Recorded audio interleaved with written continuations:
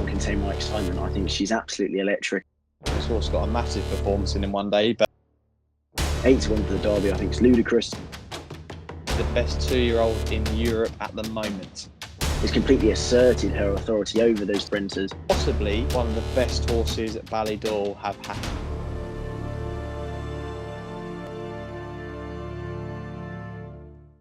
Hello and welcome to the Next Gen Racing YouTube channel for our weekend review, and a bit of a different look to our weekend review this week. Jack is not with me in the studio. We've gone back to our Skype format. Jack, where on earth are you and how have you been?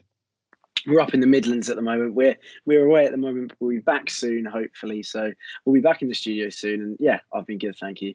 Yeah, looking forward to having Jack back in the studio. We've had an excellent weekend of racing. We've had a few clues towards the classics of next year. And Jack and I are going to discuss some of the racing, some of the top racing from the weekend, and some of our opinions, along with the retirement of St. Mark's Basilica at the end of this video, and we will discuss that. But let's just look at the Friday first of all, Jack. There's just one race that I wanted to look at on the Friday. It was the Battle of the Godolphin horses, Ben Battle versus Master of the Seas. Obviously, Master of the Seas off quite a long layoff in the Joel Stakes here. Now, a fascinating race. You have tipped up the winner. It was a battle between me and you as well in that. Although Master of the Seas, I did think was quite unlucky in this race. I'm not going to say the horse would have won. I think they're going to say this is an ideal prep to go to the Breeders' Cup Mile if that is the intention. But I think the horse he was checked a bit, Jack. But Ben Battle was an awesome looking horse on the day. Yeah, it was great to see him back in fine flow, wasn't it? I think I agree with you, Master of the Seas. He needed the run, I think it's fair to say. I mean, Yeah. If you look at the amount of time he's missed, there's 3-year-olds who have progressed a lot more than that. And I suppose coming up against his elders, he was caught out a bit. It was great to see Ben Bettel do it again. I heard he's going to the QE2, so it'd be nice to see him there on Champions Day as well. And I'm not too sure if Master of the Seas will be good enough for the Breeders' Cup Mile, but I mean, they should definitely send him out there anyway. Yeah, I think that's going to be the potential plan with that horse, and some decent going out there may help him as well. So looking forward to seeing him there. And Jack mentioned there that Ben Battle has been announced today. The horse will go for the QE2 ground dependent. The horse is around 12 to 1 with most bookmakers. Although one bookmaker, I will say, is Bet365, are still currently listing the horse at 25 to 1. So those of you who want to have a bet, try and see if you can still get that 25 to 1 with Bet365 if it is still available.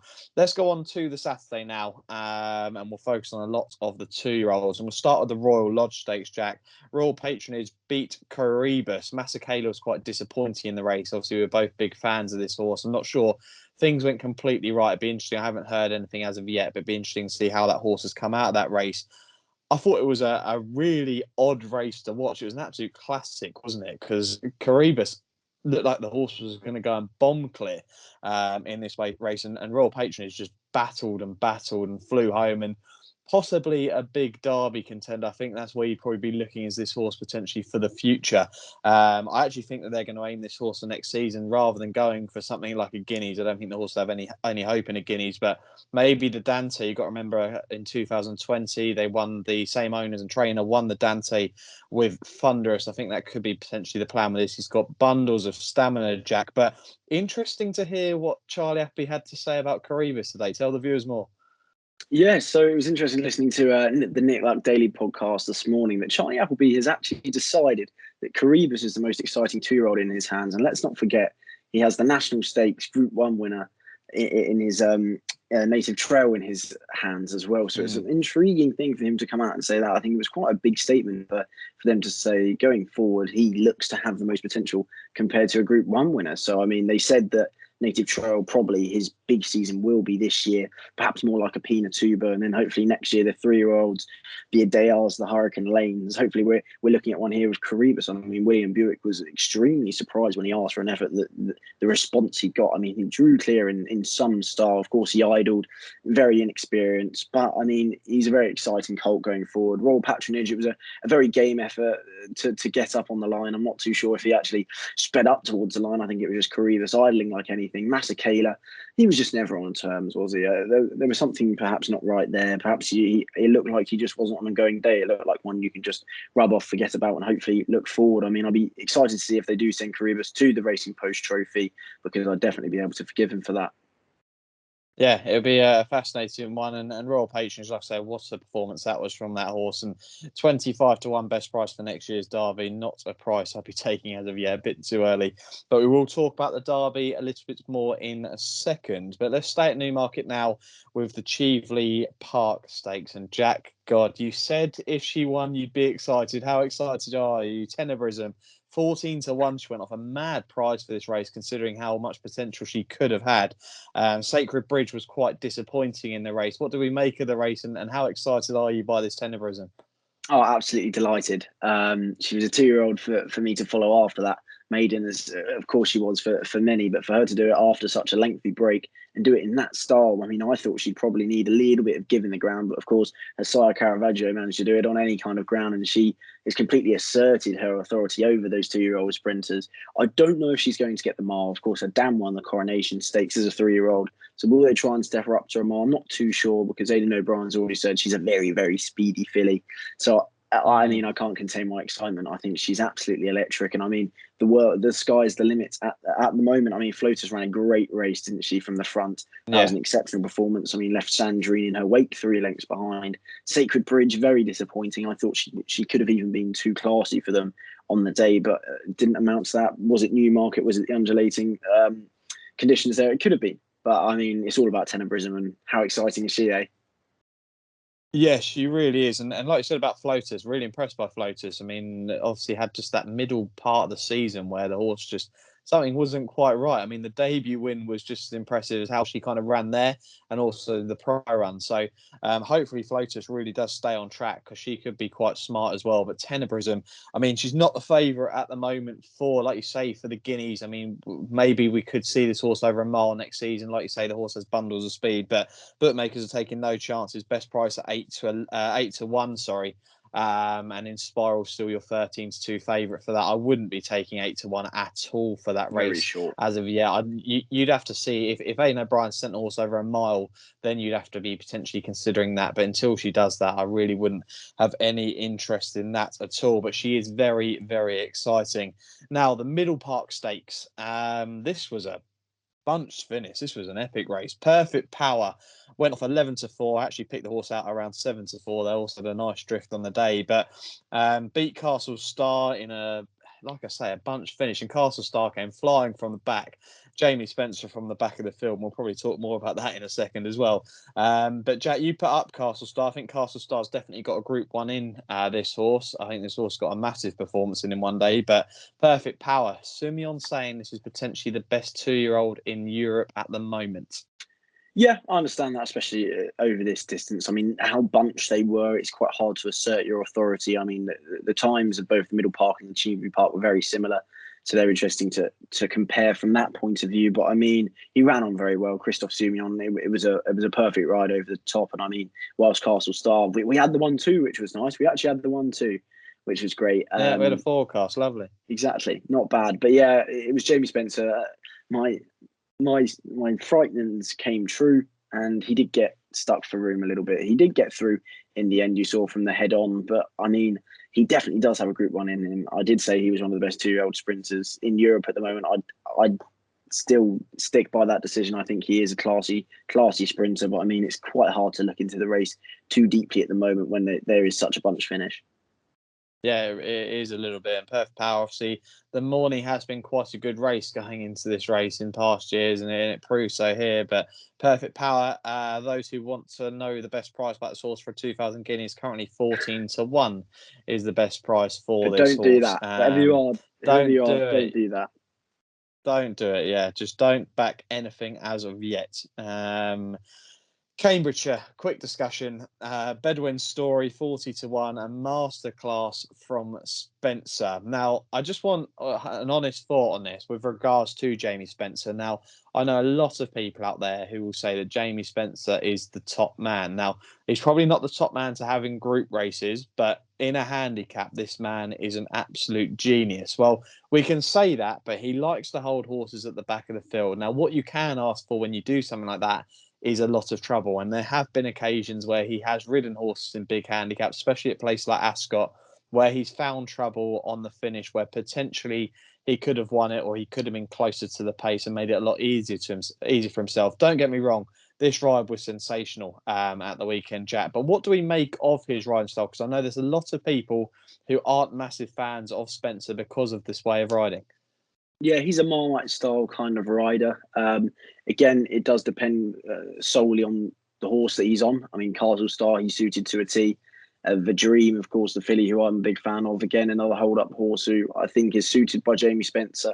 It kind of depends if they want to be able to get into a rhythm and switch off and be able to travel. And then, of course, like Bedouin Story, put a race to bed like he did. I think I'm I'm a fan of him, but I don't know whether I like the injustice of not having a run. And I think you're more susceptible to that because he's at the rear of the field. And if you can accept that and take it with a pinch of salt, then I mean he's a top rider on his day. Yeah, he definitely is. I mean, one of the horses that I definitely took out of the race and I thought ran a huge race. I think actually Donica sent 2 horses over at the weekend, and that was Zosimus at 100-1. I couldn't believe the price it went off a horse that Donica didn't bring that horse over for 0 prize money. Let me tell you that he put that horse in there, and he also had, I think he had 33-1. I can't remember. Did he have 33-1 the Royal Lodge as well? No, sorry. Yeah, I might not the Royal Lodge. Sorry, in the I can't remember what race it was now, but he had a second at 33-1 on the same card. I can't remember. I'll have to try and find the name of that horse and put that up potentially as a horse to note. But that ran a huge race. I can't remember its name now. I wish I could tell you. I didn't put it down in my notes. But at the Curragh, where well, we saw potentially what people are calling the Derby winner, and we will get onto that in a second. Quickly, we're going to mention for Art Power, who did beat Twilight Spinner, who, well, at the moment, Twilight Spinner is 16-1, double the price of Art Power, who's 8-1 for the champion sprint. If it came up soft to heavy, I will tell you now, Jack, that Twilight Spinner would be my selection over Art Power still. I just think that this horse is a Group 3, maybe Group 2 horse at best. And I know you're probably going to go, oh, that was a perfect prep run. Well, just a quick word on Art Power.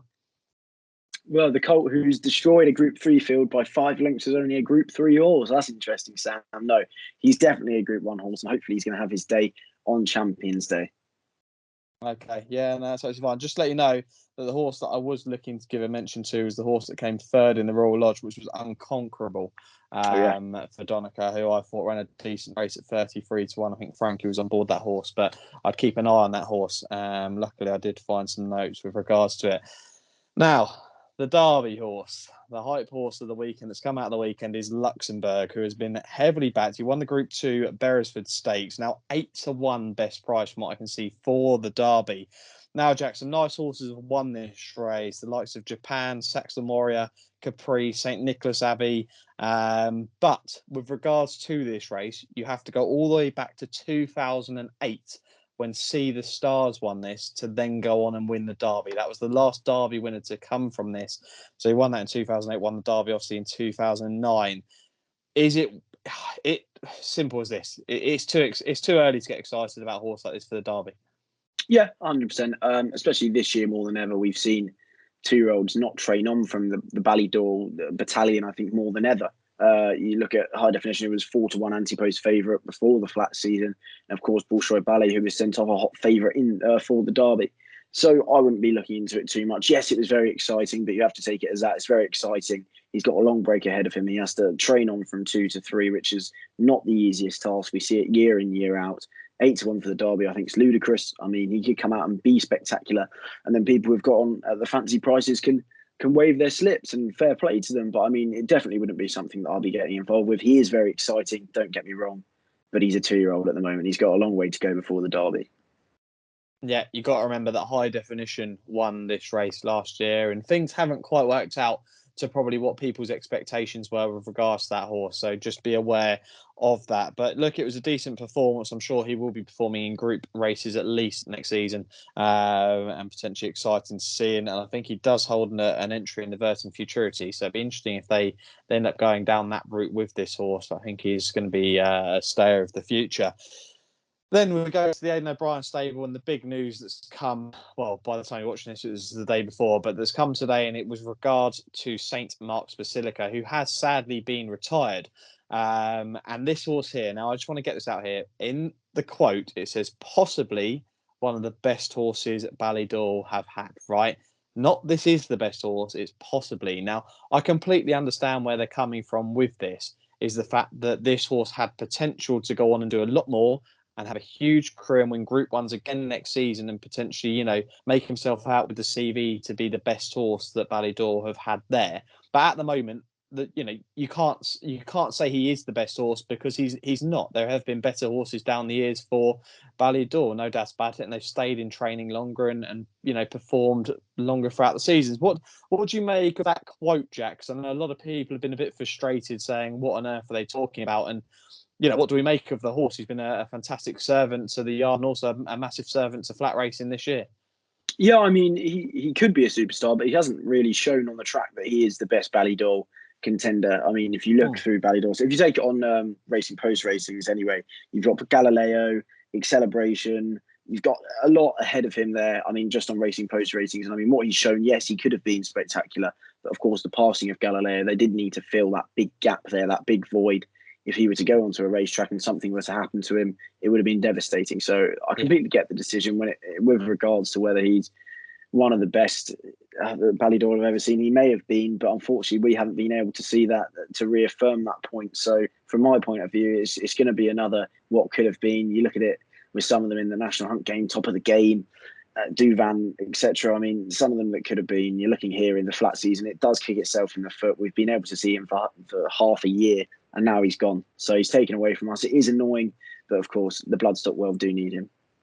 Exactly, yeah, it could be exciting in the Bloodstock world, and it's a shame we don't get to see him on Champions Day. I thought if we were going to see him again, that might have been the last race, but Mistress now probably been given a much easier task in that race come October. So, sad to see St. Mark's Basilica retire, but hopefully we see his prodigy all the way down the line, and hopefully he'll have some decent winners coming out in a few years' time. Now, a horse that I just wanted to give a quick mention to is a horse that I thought was really impressive, was another Charlie Appleby 2-year-old. And I wanted to give a quick mention to Modern Games, who I was very impressed with. Beat the heavily backed Andre Farb Trident by 2.5 lengths. Now, I was very impressed by that horse, and I think that good to firm ground is what this horse needs.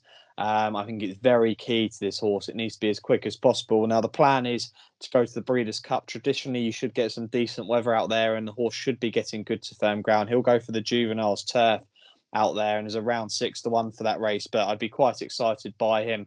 I don't think the horse is worth taking for any races next season. He's going to be very ground dependent, but he could be quite exciting as well as a 2-year-old. So looking forward to seeing what he does. Now, we are going to be back with you guys on Thursday night for an absolutely epic preview of the Arc weekend. We've got Saturday and Sunday's action, and we've got the Sun Chariot Stake at Newmarket as well. So we've got some decent group action, let's just say that, coming your way on this channel. Jack and I will be previewing all the races, all the group races that we can from Longchamp, and also that one race at Newmarket. But yeah, let us know down in the comments what you made of this week's racing and what you made of St. Mark's Basilica's retirement as well.